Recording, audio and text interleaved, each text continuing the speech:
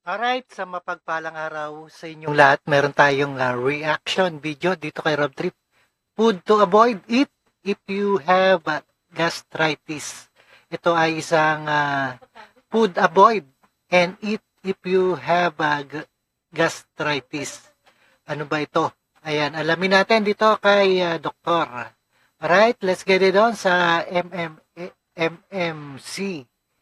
Dito sa Makati Medical Center to Alright, let's get it on. So yung mga dapat po natin iwasan, coffee, yung caffeine, actually especially the caffeine component, soft drinks or any carbonated drinks, spicy, and then citrus. So yung mga citrus natin, pwede mga dalandan, calamansi, lemon, maasim po.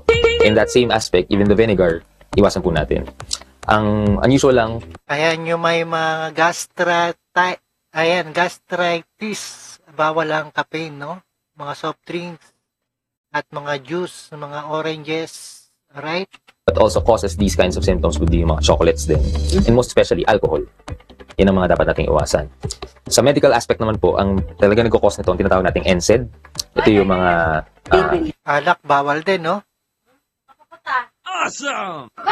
Kaya bawal din ang alak. pain reliever na usually naaabuso kasi yun nga po ang nangyayari. Masakit yung tiyan ko. Mag-take kaya ako ng pain reliever.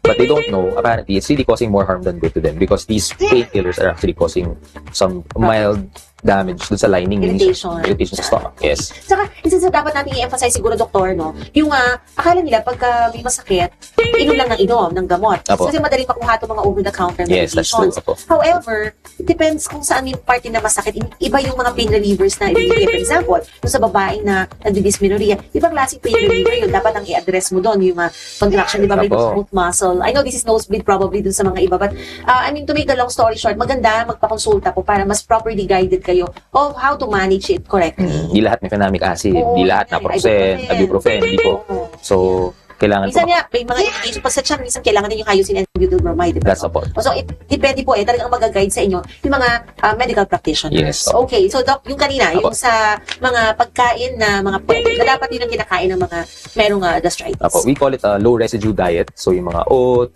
lean protein, mga Ay, mga recommended na pwede kainin na may gastritis. chicken, ganito fish.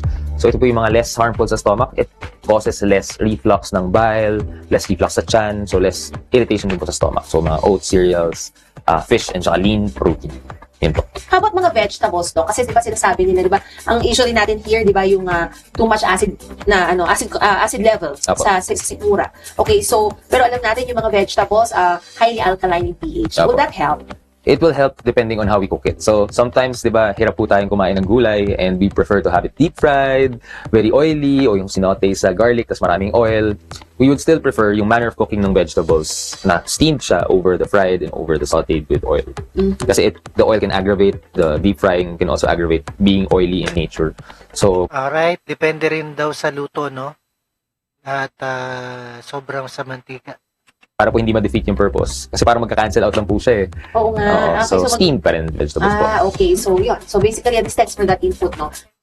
Alright, ayan, napakinggan at napanood po natin. Food avoid it if you have gastritis. Dito sa Makati Medical Center, no? Kay Doktor. Alright, maraming salamat and peace out.